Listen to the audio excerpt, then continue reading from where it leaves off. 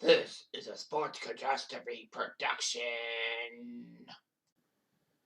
Hey there, hello there, it's Jan4 and welcome you to another Sports Catastrophe birthday boy. And the birthday boy for January the 4th would have been Don Shula, but he died in May 2020.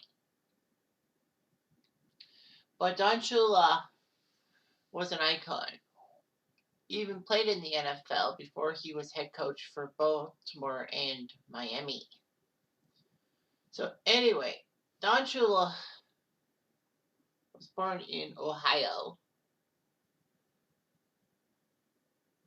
And, you know, it was okay and all that. He wanted to try for football, but his parents were not really too keen on it because of injury and all that. Don Shula actually got a scholarship to John Carroll University, which was a Jesuit school. And he looked decent and all that. He even considered joining the Catholic priesthood, but he wanted to commit to football. So he graduated from John Carroll with a degree, a major in sociology with a minor in mathematics. It was offered a job teaching and coaching at a high school in Canton. But Cleveland would select him in the 9th round of the 1951 draft. They really wanted him and all that.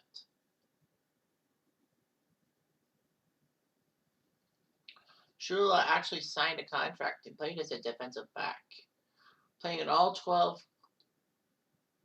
games in his rookie season and making 4 interceptions. The Browns were 11-1, but lost to the LA Rams in the NFL title game.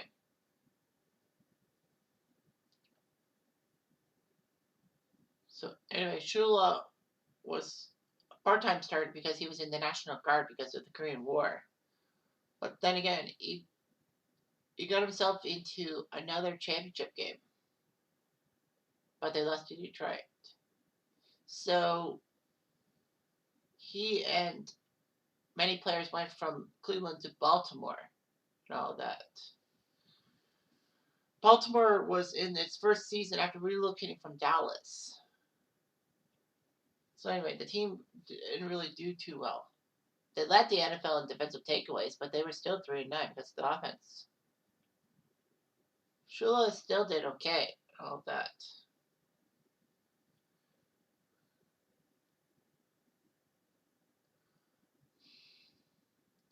The Colts would waive Shula before training camp in 1957, and the Redskins picked him up. So he made 21 interceptions in 7 NFL seasons. That's pretty good. So he became a defensive backs coach for the University of Virginia and got married there. And then Shula went to be the defensive backs coach for Kentucky.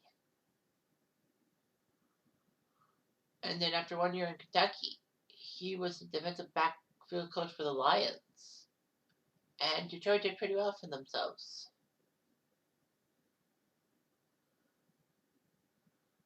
And then after Weeb Ewbank was fired from Baltimore in 1963, owner Carol Rosenblum said, hey, you know what, Don Shula should be the coach and all that. Shula was only 33 years old when he was head coach, which was amazing. But Rosenblum knew about his playing days in Baltimore. However, they did okay. They were 8-6 and all that. In his second year, Shula led Baltimore to a 12-2 mark and got them to the NFC Championship game against the Cleveland Browns. But they got their asses whooped 27-0 despite being really heavily favored because Unitas won the NFL MVP. Lanny Moore had 19 touchdowns. They had the best offense, and the Colts had the best defense too. The Colts actually had to play Green Bay in a playoff in 1965 to decide who gets to the NFC title game, but they lost in sudden death, 13-10.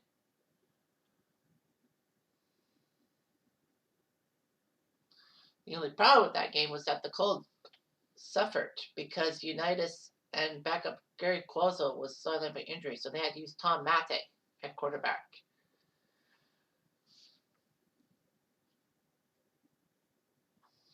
The Colts were 11-1-2 in 1967, but somehow, in some way, they didn't make it to the NFL title game because of a tiebreaker with the Rams, because the Rams scored more points in the games between the two clubs.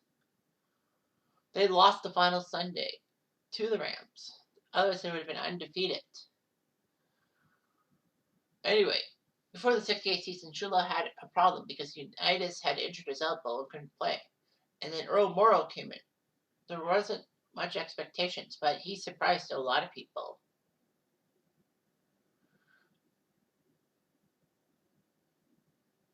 Baltimore did lose to Cleveland, but that was the only flaw in their 13-1 season. They crushed Minnesota and Cleveland in the playoffs, meaning that they would face New York Jets in the Super Bowl III. And I did something on that last year. So search for that. Anyway, the Jets won the game 16-7. Shula was upset, and worst of all for Baltimore was that Lee Eubank, the guy who was fired by Baltimore to make way for Shula, actually was coaching the Jets, and he got the title. He would spend one more year with the Colts and didn't do that well, but he was 71-23-4 in 7 seasons in Baltimore, but the postseason just bit him in the butt. He was 2-3. There was a lot of souring and all that.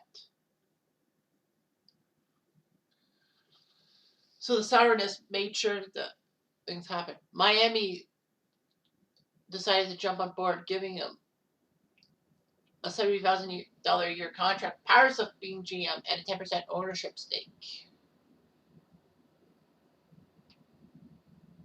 Pete Rozelle found the Dolphins in violation of the tampering policy because they didn't seek permission to negotiate and didn't notify the Colts about the hiring before its announcement. Rozelle decided to give the Colts Miami's first-round pick in 1971. Anyway, Miami was not really that good in the AFL and all that. They couldn't win more than 5 games in a season. However, in Shula's first year, they went 10-4, and then a 10-3-1 mark, which made them go to Super Bowl VI, to get crushed by Dallas 24-3. But still, the team had some great players. Future Hall of Famers: Bob Greasy, Larry Csonka, Larry Little, Jim Langer, Nick Buoniconti, Paul Warfield. Don Shula knew what to do. Obviously, with 3 good running backs like Csonka, Kick, and Mercury Morris. What can you go wrong? And he had the no-name defense of Manny Fernandez, Buoniconti, Dick Anderson, and Jake Scott. Coach Shula is responsible for why Miami is the only team in NFL history in the Super Bowl era to go 17-0, to go El Perfecto, despite the fact that Bob Greasy got hurt in the 5th game of the season. And ironically, it was Earl Morrow who Shula brought over from Baltimore for like $100, who replaced Greasy and played his heart out and didn't lose a game either. Greasy came back for the playoffs, but Morrow's performances are not to be denied. It was shocking. Shula would win 100 wins in his first 10 years as a head coach. That'd be the first coach to do that. So Shula helped them in the greatest season ever. Shula lost to the Oakland Raiders, ending their 18-game overall winning streak. However, the team still did well. They were 12-2 and won Super Bowl VIII, 24-7. The Dolphins had a chance to three-peat, but they lost to Oakland in the divisional playoff in the Sea of Hands play. And then the Dolphins team was kind of decimated by the fact that the World Football League managed to sign Csonka, Warfield, and Jim Kick, who were supposed to play for the Toronto franchise, but when Toronto was forced to move the team because of the Football Act or whatever it was called, they went to Memphis.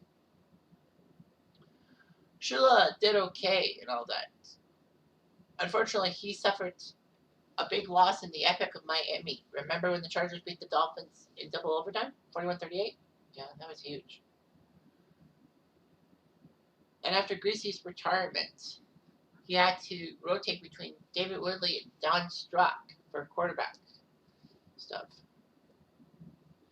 And he had the killer B's because 6 of the defensive starters' last names were B, while Baumhauer, Bob Brzezinski, Lyle, and Glenn Blackwood to mark the others. Of course, Shula made one of his big moves as GM, selecting Dan Marino in the first round of the NFL draft late in the first round, where teams like even Pittsburgh wouldn't draft Dan Marino. Marino basically rewarded Miami's prowess by putting up a great 1984 season, Marino putting up over 5,000 passing yards and 48 touchdowns.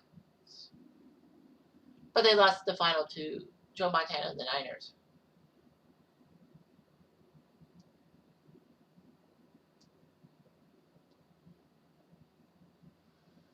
Anyway, Shula almost went to New Jersey of the USFL, but decided not to.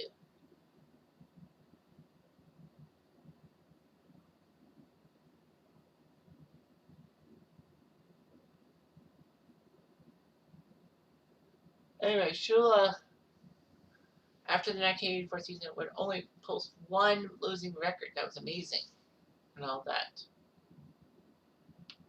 They went to 5 playoffs after the 84 season. Of course, their closest chance to get to Super Bowl after Super Bowl 19 was in 1993 when they lost to Buffalo on home turf in the AFC title game.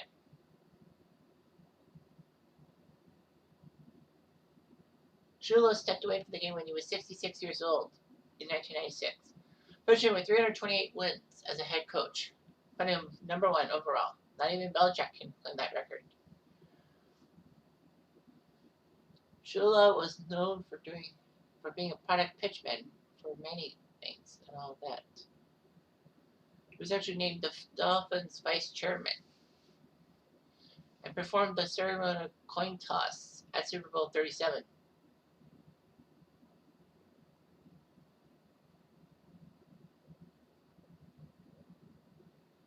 So Shula did his best. He had a lot. He actually suffered from sleep apnea and heart issues and had to have a pacemaker implanted. But he died at his home at age 90, May 4th, 2020. So his first wife, Dorothy, had 5 children: Dave, Donna, Sharon, Ann, and Mike. Amazing how Dave and Mike Shula followed in their father's footsteps to become a head coach and all that. Dorothy would die of breast cancer, and then Shula remarried and all that.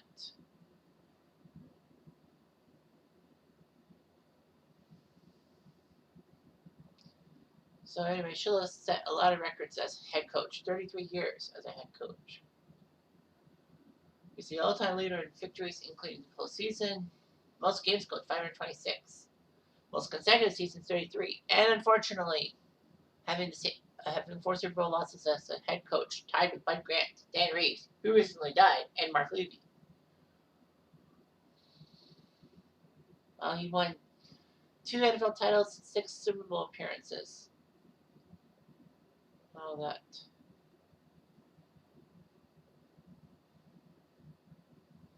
Anyway, it was amazing what Shula did for the Dolphins and even the Colts too.